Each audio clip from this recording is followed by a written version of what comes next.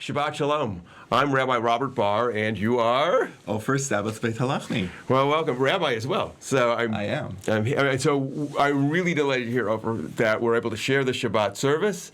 We're going to share together. We're going to chat together. We're going to have a conversation like we've done in the past. I'm delighted that there are those of you who are sharing this experience online with us. We'll talk in a minute. We're going to begin with a reading, and then I'll sort of give some background and fill this out.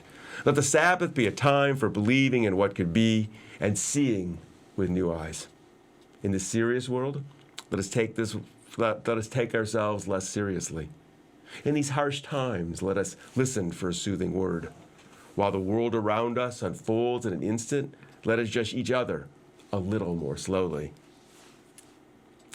Let the Shabbat shine a light into a corner of ourselves where hope is renewed. Let us remember a reason to be joyful, a way to be gentle. Let the Shabbat be a time for opening up. Let us find strength in our dreams and trust in our strength. Thank you. That's so beautiful. Thank you. Who wrote it? The congregation. We'll talk about the congregation know how to write. We have a liturgy committee that worked on this and wrote together. So this is great. So some of you, I'm going to give a pause. We can't get too far ahead of ourselves.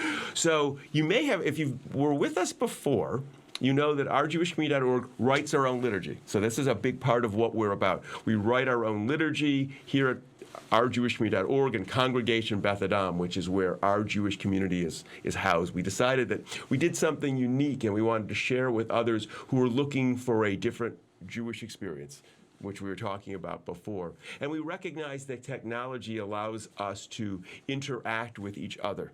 And we're doing that as well. We get to talk to each other across a great expanse. Hopefully those of you online currently are chatting perhaps. I know the experience is a bit different. And we've been writing back and forth to people. I know some of you are not pleased with the black background where the chat is in real time. That's a function of live stream.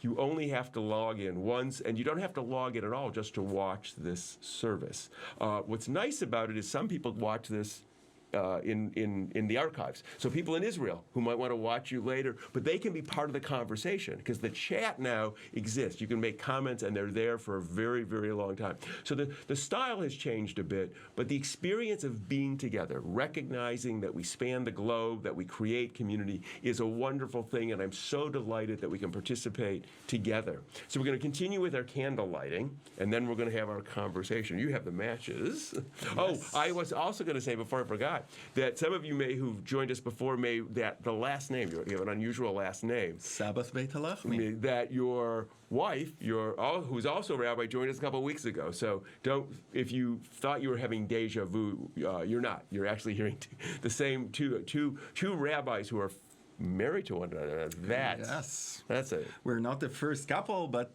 definitely the first Sabath Beit Halachmi. I have to believe that. And when we are together and somebody call Rabbi Sabath Beit Halachmi, one of us will appear. That's good. Well, and then we're going to talk. Night seeps up from the ground. Light falls from the stars, distant and icy, ancient beyond all who came before. But the light of the Sabbath is warm. The light of the Sabbath is ours. The light of the Sabbath is of this time, of this place, of lives that know the past only in a dream. As we kindle these lights, we create a place of worth. We kindle these lights. We welcome this time for reflection. As we kindle these lights, we stake our calm claim. That's what we stake our claim, and while these lights burn, the time is ours. Well, I'm going to let you do the Hebrew because that comes for you much more naturally than it comes for me. So, are we Ashkenazic or Sephardic? First we are lighting, or first we are saying the blessing? First we are saying the blessing. Okay. Baruch haor ba'olam. Blessed is the light within the world. Baruch haor ba'adam. Blessed is the light within each person. Baruch haor b'Shabbat. Blessed is the light of the Sabbath. So I never thought about it that way. Ashkenazic and Sephardic styles of candle lighting. Yes. First we are... Can you just dump it in the... That's what that's for. Are we first receiving the Shabbat and then lighting the candles, so we're doing something that is not appropriate. You're Lighting the candle halachically, after the Shabbat. After the Shabbat. But on the other way, if we're first doing the mitzvah and then the blessing, we are how that working. Right. So there is different answers, and that the pluralism of halacha, right? We're doing the same things, but sometimes with different reasons. So this is the great part that I'm having exciting. So Rabbi Ofer Sabath Beit Halachmi is with me. We sort of, this way, if we change the service, all of you know who's here. We might take this conversation, just put this online separately. And I'm delighted you're here because for me, one of the exciting parts of having different rabbis and different participants is I get to learn a lot. And so do you, because many of us, we're meeting people, rabbis, other rabbis and ministers. So I have a whole host of questions, and that's how we've started when I've had a new guest. So I'm guessing you're not originally from Cincinnati. No, I'm not. So give us a little bit about your background, Ofer. Well, I was drying the swamps in Israel for 3 generations. My grandparents came from Poland to Israel. So they came in about the 1800s. In the early 20th century. Yes, after the First World War. Oh. And they came very young, relatively young, and started to work the ground, to be secular and to create a new Jew in Israel, as Zionism asked them to do. Right. So I grew up in a relatively secular house, Right. Meaning that we observed the Shabbat candles, but not much more than this. Wow. And but with a lot of interest in Hebrew. My father doesn't speak any other language, by the way. He only speaks English? Hebrew? He only speaks Hebrew. My mother, fortunately, speaks also Yiddish because when she was born, her mother didn't know Hebrew. So she has to speak Yiddish. So she had to speak Yiddish. But later, my grandparents, each one of them knew 3 languages, 4 languages, Sure. but according to the doctrine, which is very hard because Hebrew is not a language that you can travel easily around the world with. well, that's true. Yiddish you can do because Yiddish, my mom and dad spoke Yiddish. And when they were in Europe, they would speak Yiddish with a really hard accent, and it could pass for German, frankly. They could at least communicate if they needed to. But it must be hard for your parents to try. Well, at first it was hard. Later it got easier. But it was interesting that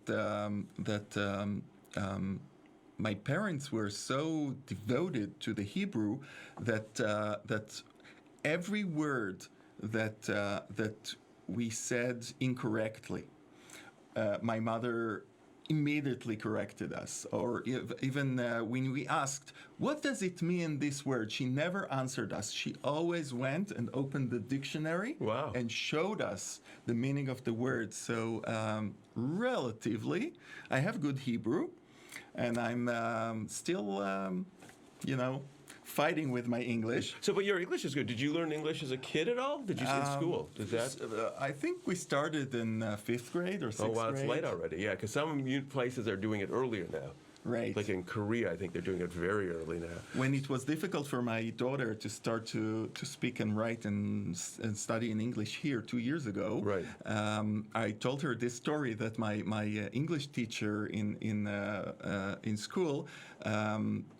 We weren't in such a good relationships, and I was rejecting studying English. So she took me to the side and told me, you can continue to dislike me, but try not to do it with the English. And I remember that because it's not about that. And I'm very curious person, so I need to learn all the time. That's exciting. So you grew up, you were telling me, at a little town in between Netanya, which is for a lot of folks, Netanya is not a town they would even know, Tel Aviv and Haifa. So you're on the between Tel Aviv and Haifa, it's a lot of space, or between two smaller cities, between Netanya, which is beautiful. I love that. City That happens to be on the shore of the Netanya. Well, Mediterranean I've been Sea. there quite a bit. And Caesarea, people know maybe about Caesarea. So Caesarea is a Roman ruin city. It was a port city. If you do a Google search, the amphitheater is still being used there for concerts. It's beautiful, and the city of Hedera, which is very little next to Caesarea, Right. near Caesarea. But what's important that between these two cities there is a region that's called Emek Hefer. What's that mean in English? Emek Hefer, the Valley of Hefer. Hefer, yeah. Hefer is after the name of a family from the Second Temple. Really? There were. It's one of the regions that brought food to Jerusalem. Wow. And because my grandfather was the one of the 12 pioneers that came, the Jewish pioneers that came to dry the swamps Right, there. right. We are very proud to be there. That's and right. My parents still live there. That's great. So this is part, and maybe not tonight, but that's part of the conversation about sort of that experience of early Zionists who were going to Israel and really transforming the land. That you're tied into that. And I know we were talking. Rachel said it that your family has a tradition about your last name, Beit Halachmi, that it has a long urban legend associated with it. That's true. My grandfather, my father's father, he was called, his family name in Poland was Weissbrot, which means Weiss, it's white or bright, Right. White, bread. Bread, yeah, white bread. So I asked him, how is that white bread became Beit Halachmi, which is after the city of Bethlehem. Bethlehem, yeah. And he told me, actually, we are Hasidic. We have a Hasidic tradition that our family came from the family of King David. That his family name was Beit Halachmi too. Yeah. So that's why he chose this name. Oh, so he picked it. Got it. It's because he said so. But according to that legend, Right. and as I told you before, we did have the family tree that went all the way to the King David, but it lost somehow in Europe during the Holocaust. So it reminds me. I was thinking of the movie. The Da Vinci Code. Was it Da Vinci Code? Where she yes. finds out that she goes back all the way to Jesus. So, and Jesus, right? And Jesus is from the house of David too. Exactly. We were neighbors. 2,000 years ago, and 2020. Yeah, you would have been. Yeah, because that's the whole thing. Because that was it. Well, that's really interesting. And we're going to talk about being a rabbi, but before that, you trained as an artist in Israel. I was trained as an artist, as a photographer in the Bezalel Academy in Jerusalem, which is very famous. I mean, that's a famous art academy. It's the first. Yes, it's established by Boris Schatz. We had actually in the Hebrew Union College here an exhibit last year of his work, and later I became a kibbutz member. Really? What kibbutz? Kibbutz Ma'abarot. Where's that? It's the same region of Emek Hefer, Valley of Hefer. So let's just for everyone, make sure everyone knows what a kibbutz is. It's a collective. It is. Yes, I mean, people live together. Everything is shared. It's communism at its most. Communism, exactly. It's a communism in its best. In its best, and there's not a lot of kibbutzim left. That kibbutzim is the plural of kibbutz. There's not as many as there used to be. I know they slowly are becoming. They're changing. Exactly. The postmodern world broke the walls of the kibbutzim, and now it became more modern economy. That's interesting. To move forward. Right. But you weren't raised in a kibbutz. I wasn't raised in a kibbutz. Moved to a kibbutz. I moved to a kibbutz because I was attracted by socialism, by the idea that people want to improve themselves. Right. And there's always a woman around there. So I had a girlfriend from that kibbutz, and she invited me to live there with her for a while. And later, I started to study in the University of Haifa. Okay. And I started to study biology. Really? And the same girlfriend that I had went to study Jewish studies and Talmud. And I wanted to sit next to her in class. So I came to a Talmud class. Do they know what Talmud Okay, is? let's say Talmud is Jewish legal text. So the Talmud. So what happens is I think so. Judaism evolves from the Bible, the Torah. And then after that, the rabbis started writing laws. The first set of laws is the Mishnah, and then there's and that's the first set about 0 to 200 CE. That was about the time period of the Mishnah. And after these original sets of laws were very Aristotelian. They're very structured. Then the Talmud comes along. Some maybe you've seen the movie Fiddler on the Roof or Yentl. I think she's in Yentl. She studies the Talmud. There's and it's that sort of. It's a more associative way of thinking, and the Talmud sort of meanders. So it's very hard to study. I was never great at Talmud. So when you ask a Jewish person a question, he will give you 3 answers. Right. So that's the Talmud. No, that's a cute way to explain it. There are many answers for each question. Well, like how to light the candles. Exactly. Right? So we were talking before. So that's the Talmud. So rabbis would sit and riff. The Talmud's a little jazzy in some ways. It is right? very. Right? Because it's like, they start talking and then they go off on an angle and they go somewhere here. And that's why it makes it very... One takes the lead and then the other. Right. It's really jazzy. Yeah. It's a jam session in Aramaic. Right. In Aramaic, which is it's a cousin language of Hebrew, and so rabbis would do it. So you studied. Where were you studying Talmud? In the University of Haifa. Haifa, okay. Yes, it was not in a yeshiva. It was very in a scholarly way, very very philological about how it's structured and historically. And then it was so interesting that I left biology and the science. And all for a girl. Invested all my time in Jewish studies. In Haifa. In Haifa. Got it. Where there used to be a bowling alley. That was one of the only bowling alleys in Israel was in Haifa. Really? You didn't know that, did you? And an ice skating rink. I'm older than you. Haifa is a beautiful city. Yeah. If you want to see one place in Israel, Jerusalem is an option.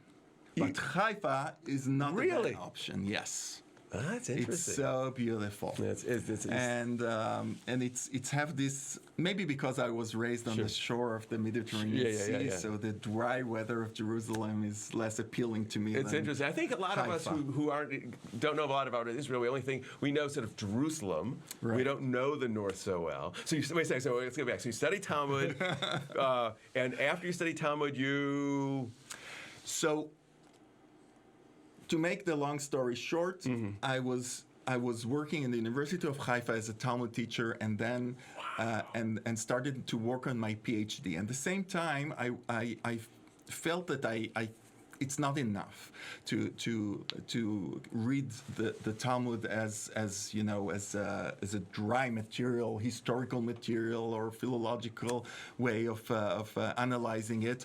And I worked at the same time. I worked in a very secular educational organization called Hamidrasha in Oranim, and Midrash school. It's a school. It's a school and a company of people, former kibbutzim people, secular, that were really attracted by Judaism in a very personal way. So in the university, I actually asked the questions like how it was edited and how it was and how they live and what they meant. In the other educational organization, I ask questions like, what does it mean for me? Wow. What do I feel about it? And after a few years of doing that, almost 10 years that I did that, I got into a new question. And the other question was, what does it mean for us? Okay. Are we people? What do we have in common? What is Judaism as a Go ahead. I'm sorry. as a culture? So I think this is, and we don't have a lot of time because we're going to end. But you're coming back.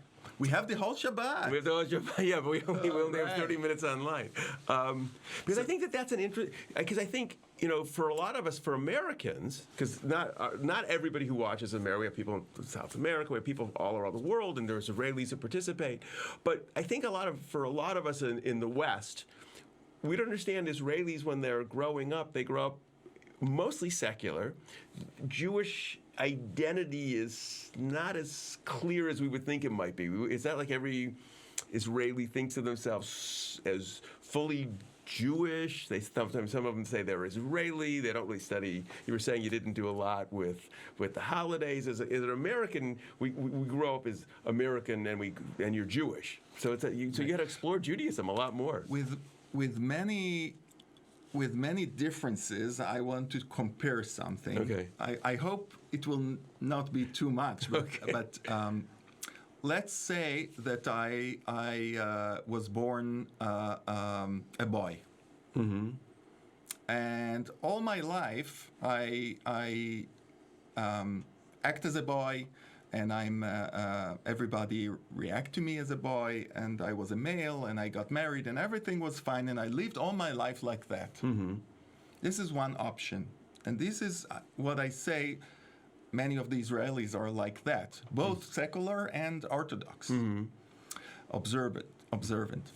But if you're starting to ask questions on the way, what is my gender? Why? Is it part of society? Do I feel like that? Mm-hmm. Maybe I'm not. Maybe there are other options. Mm-hmm. So once you start to ask questions about the things that were obvious for you but not anymore, you're in a new path. Right. Even if eventually your answer will be like that or the same. So this exploration, I think I went through.